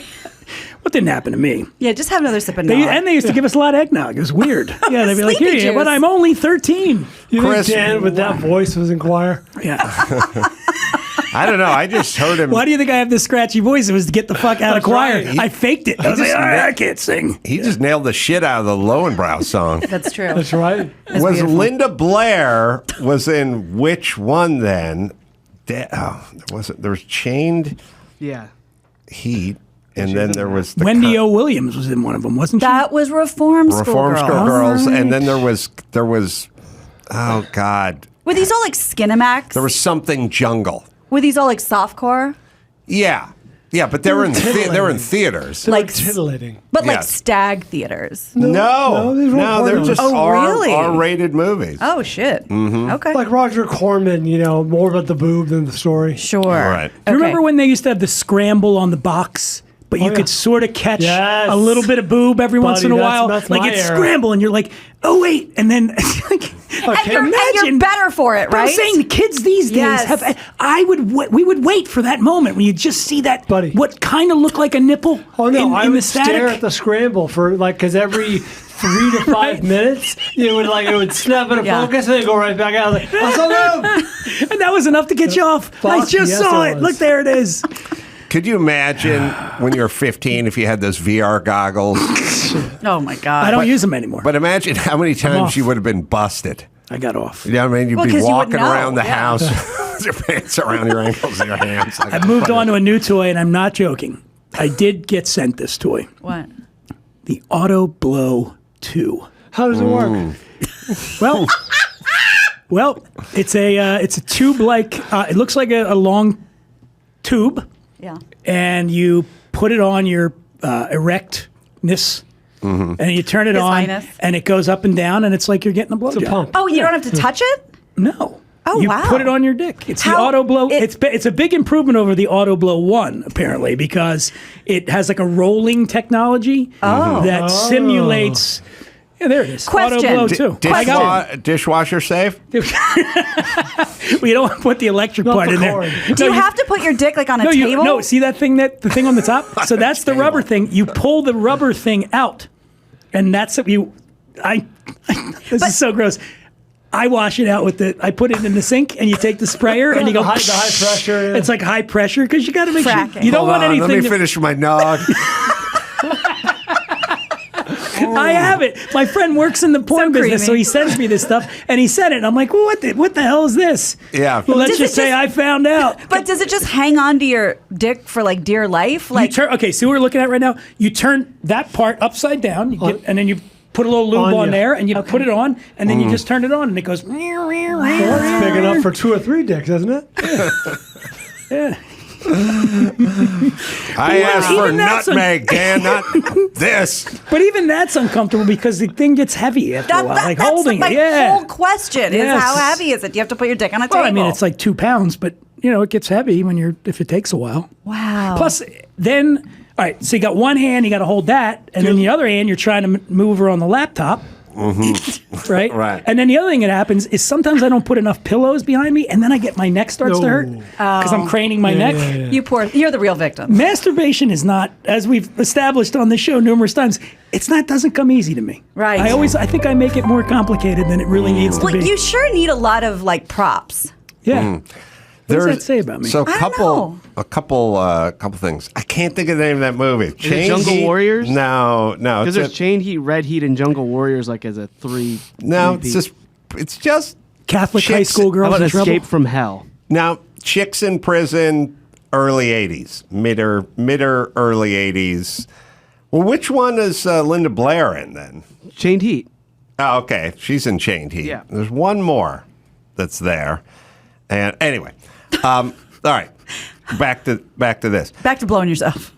Well, no, you're not blowing yourself. I was watching the news, and they are now at like Rite Aid selling like butt plugs and stuff on the shelf. Really? Yes. Like in the lube section? But that's been going on for years. No, the refrigerated. CVS, really, like it's become a new cause on the hard right. They're doing that. These kids are being.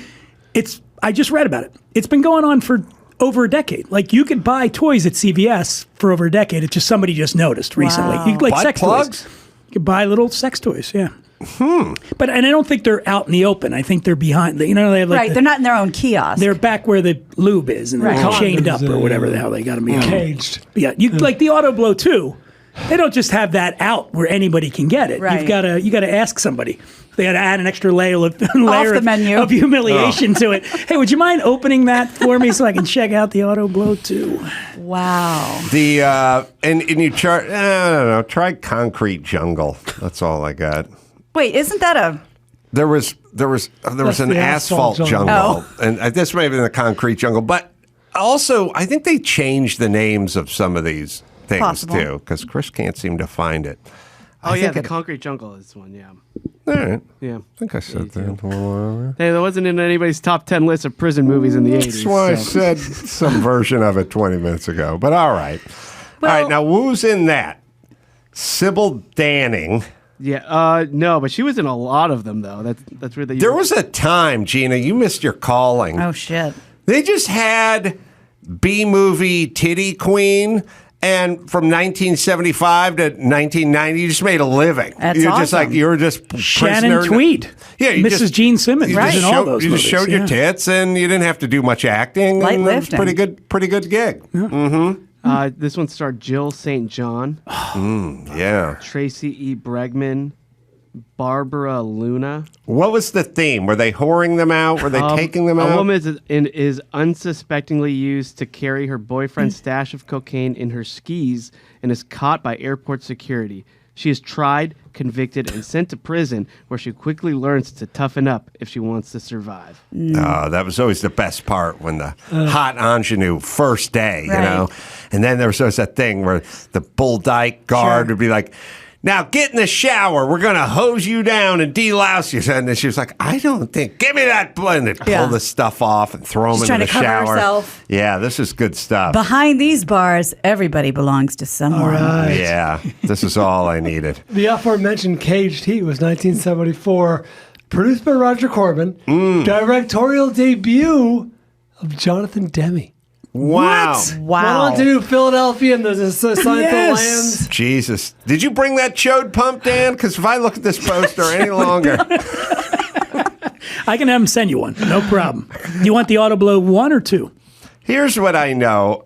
First off, I would like the 3, even if it's in the R&D phases. Beta. Like, even if they're working It's like out the some of iPhone. There's people waiting outside. What are you doing out here today? I'm camping out. That's right. The Auto Blow 3's coming out today. Yeah. Yeah, I feel like that's where they'd find me. And then it'd be one of those Mama Cass Elliott stories. Like, she had a fucking stroke, died eating a ham sandwich. You know, it'd be like, I'd probably have a stroke, but they'd go, he died, he beat himself off to death. You see what I'm saying? He was beaten to death by who? The Auto Blow 3. I don't know him. Oh, yeah, you thought he had it all. Yes, he does. Wow. Well, it's just a happy accident, or an unfortunate accident, that this is the next story. But footage of Michael Jackson used for a game created by Sega has hit the internet. You gotta see this. It's a 10-minute video. We'll just watch a little bit. It's from Scramble Training. Probably when he's going after the kids at Neverland, which is a 1993 live-action game and ride that Sega created for their chain of Sega World locations. Jackson served as a narrator who guided riders through the game's action. The footage was apparently discovered in somebody's yard sale in England. As to what the hell Jackson is doing in this game, he apparently had a long relationship with this Japanese game company because they did several games inspired by Moonwalker. Moonwalker was a big game. I had that game. Let's watch a clip of the game. You're going to hear his voice, and then you're going to see him. Bingo! Everybody hold on. Oh, that's him, all right. Obstruction approaching rapidly. Whoa! AS1 damage reports. Checking. No damage detected. Come on, everybody. We're going into the big leagues now. He doesn't get All his engines due to as an maximum. actor. As a HO VO is now artist. going orbit. This is their version of Star Our next Tours. mission will be combat training. Oh, Right crap. now in Earth's orbit, our battle fleet is already engaged in an exercise. All weapons have been disarmed, so you need not worry about the danger of engaging the target you'll be facing. That's who you want to follow into battle, right? Remember Yeah. Captain EO? Yes, of course. Yeah. Starting to look like Mary Tyler Moore at this point in his career. And no, I don't want to follow Mary Tyler Moore into battle. No. Rated P for pedophile. That's the end Did, of the. That's did the we end get of that clean? The game. Yeah. This is a true story. You guys know who directed Captain EO? Remember Captain EO? Yeah, that was who was it? Jonathan Demme. Francis Ford Coppola. Yeah. Wow. I knew it was like a He was thing. a big name director. Right. All right, let's bring it home. Who Gina directed Grad. Taboo 2? I can't And tell I you actually know. Kirby. Curdy Curdy. with a D. Wow. Curdy Stevens. Yeah. Well, we have the poster hanging outside the From office. the twisted so. mind of Curdy Stevens comes Taboo 3. Jesus Christ. You'll never believe what happens this time. Oh man, is that joke going to working over? Oh, you know with you're watching. Dan? You know you're watching Taboo 3 when you go home tonight, right? 'cause yeah. You've never seen that one. You've never seen 2. Oh, he's seen the shit out of 2. I've seen 2. Never 3. Gotta go. Never. 3's No. good. Yeah. All I'm right. going to tell you the best scene. So Paul, what's his name again? Paul Butler is on the couch having sex with his girlfriend, the one that had the frizzy hair that we just saw. Yeah. And Kay Parker comes in and sees it. And instead of being repulsed, she goes in the shower and starts masturbating, thinking about her younger son. Yeah. Don't masturbate in the shower, Dan. You'll be electrocuted. They just come in, they find the auto blow still going. You twitching on the floor. Like the cops walk in, they're like, "What's that noise?"